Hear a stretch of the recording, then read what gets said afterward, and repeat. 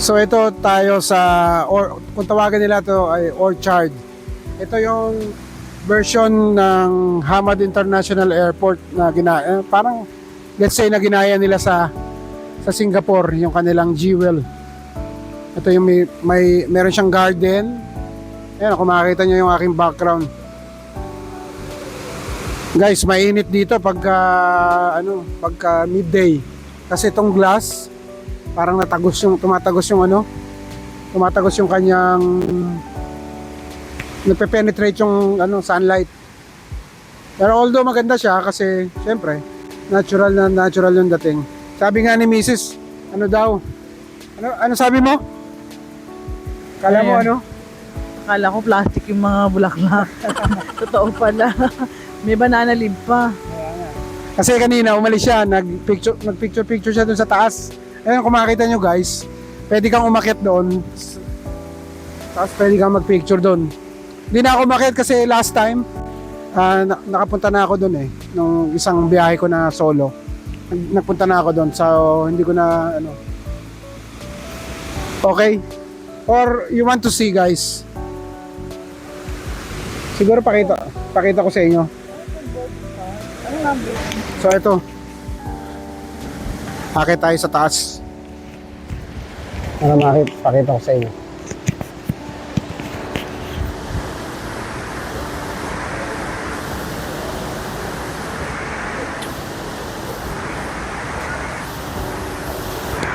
Medyo steep yung kanilang hagdan. Ito nga si Kuya, dala-dala pa yung maleta. Umakyat. Hirap kaya magbitbit. Kaya iniwanan ko muna si Mrs. doon para hindi na namin bitbitin yung aming dala. Ako na lang. Ayan Nakita ko sa inyo yung buo. Meron diyang overlooking. Diba? Ang ganda, diba?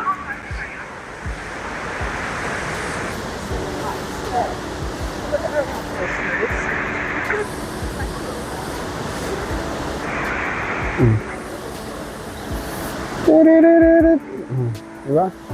Ang ganda ng taas.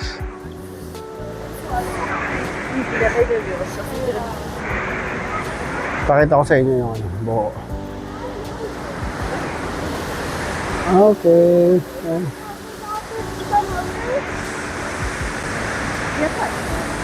Ayan yung buong niya.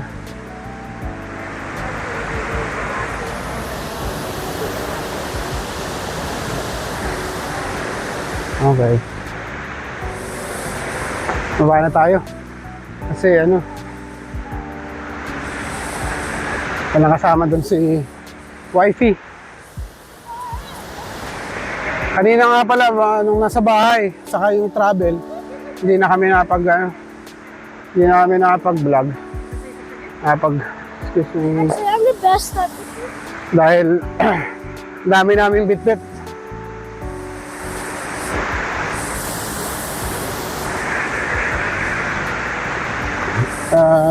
Buti na nga lang, nung tinimbang lahat yung bagahe namin, nasa 2 kgs. 2 kg lang yung aming extra. So, pumayag naman kasi kami yung we are one of the earliest there na nag-check-in. So, pinayagan kaming pinayagan yung aming extra na 2 kg. Maghanap muna kami ng nakakainan. Pero we have to check first. Siguro yung malapit na lang sa aming boarding gate kasi ito pala. Ito yung boarding gate namin. E7. So 10 minutes. 10 minutes daw. Try kaya natin kumain dito. Gordon Ramsay. Mahal yan. Gordon Ramsay pa. Ayun Gordon Ramsay. Di ba si in-invite dyan sa Manila? Si Ninong Rai. I think we have to go up again. Babalik ulit tayo doon sa Babalik ulit kami doon sa aming pinanggalingan kanina.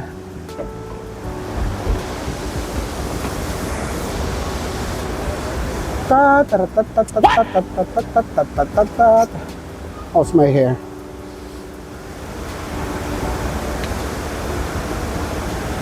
Naantok na yung aking ano. Sino ba hindi aantokin? Grabe. 3 hours lang yung tulog. Kaya nga eh. Mamaya to sa aeroplano. Bangingi. Ayun, gates are there. Here pala. Okay guys. Mahanapin muna namin yung aming ano ah.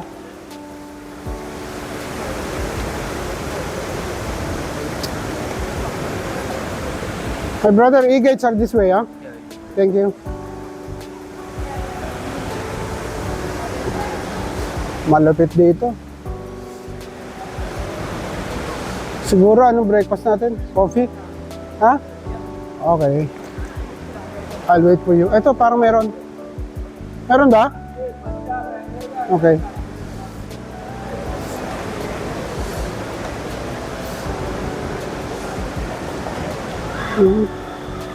Yung mga big brands are here. Nandito sa area na to. Yung mga katawagin natin is mga signature brands. Okay.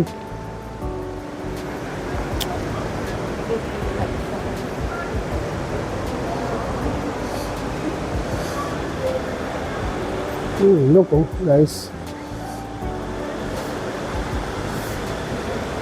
Andun sa kabila, there's like, ayun pala, may food hall. Ah, okay. Hindi siya food hall.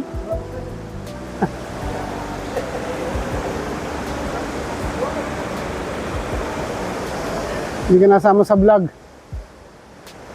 Yun, sa kabila may Chanel. Tapos dito may Boss. Yan o, may Boss. Tapos may Montblanc. May Ralph Lauren doon, may Omega, may Tiffany.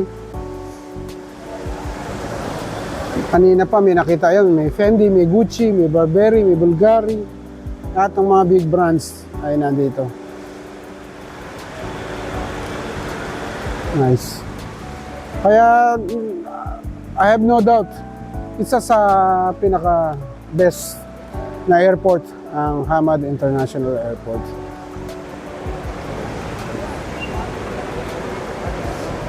If not one of the best, siya yun, yung Hamad. If not the best, is one of the best. Kumbaga. Ito, may papakita ako sa'yo. Diba? Okay. See? Andito sila.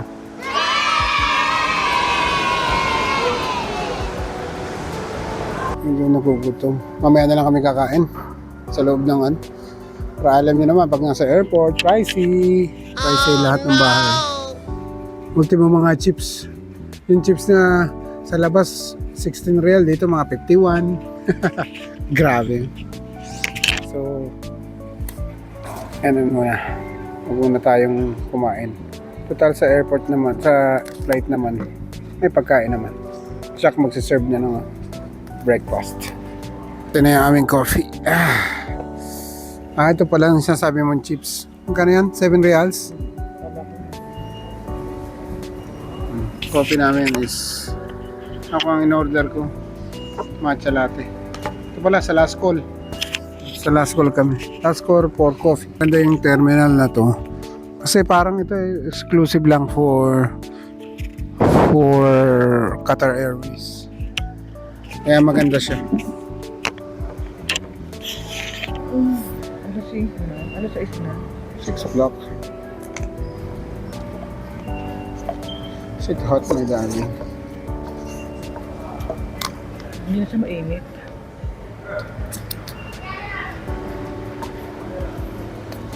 Harap matcha. I like matcha talaga. I don't know. See? Try matcha. Try mo. Ayaw niya. Ayaw ni wifey ng matcha. Lasang barley daw. Kaya siya hindi niya mainom yung barley pag umaga. Kalimutan ko nga magdala. Meron pa doon 3 piraso. Hindi ko tayo. What's that? Eh. Don't like it. Parang yung binibili kong ano. What do you call that? Sticky pa yan. Parang exclusive sa airport lang. Wala sa loob. Wala sa labas mo. Sabi ko lang sa Pilipinas, bakit hinihingin yung boarding pass namin? Magkaka-discount ba kami?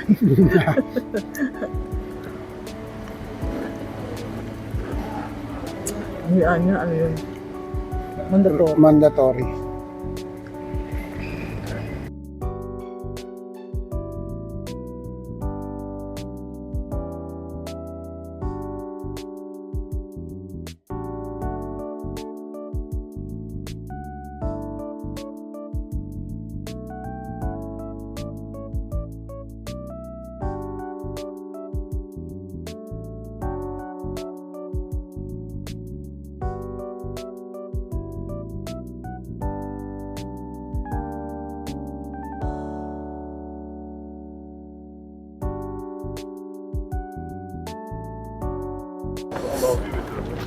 Hey guys.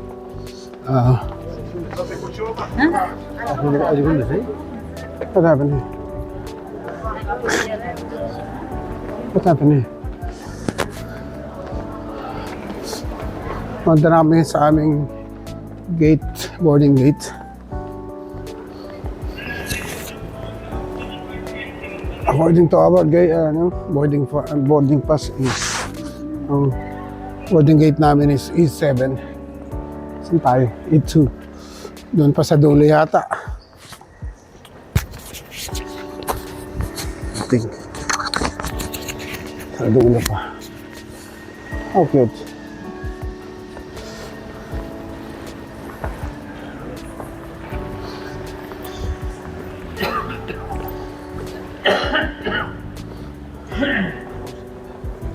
Naalala ko nung nag-travel tayo, yung cellphone di ba ang lapit? Ito kasi malayo eh.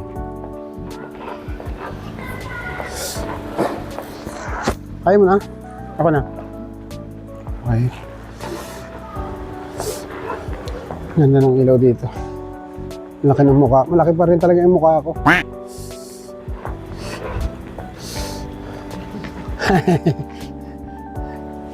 Lampias.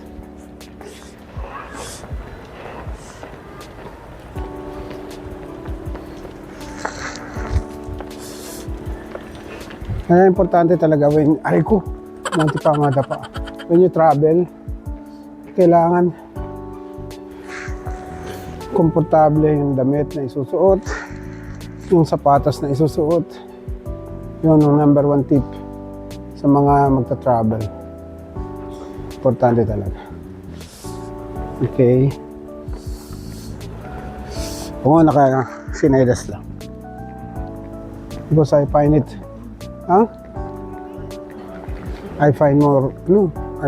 namang screen sa kabila. I find it more doon. I find it more comfortable. Nakasinelas pa.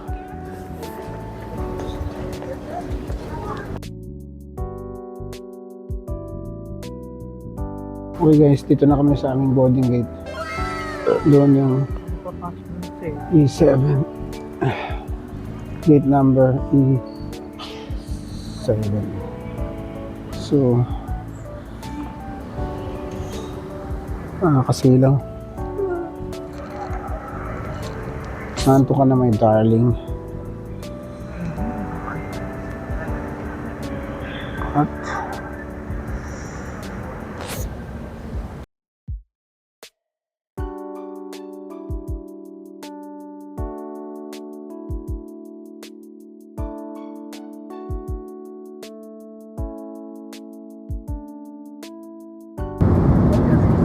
guys,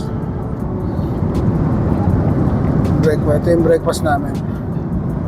Merong croissant. Maliit na croissant.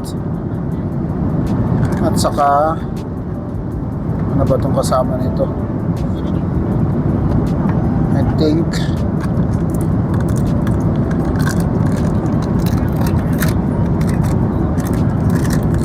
okay.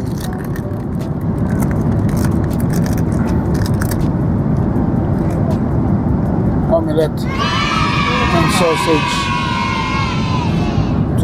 and nuggets.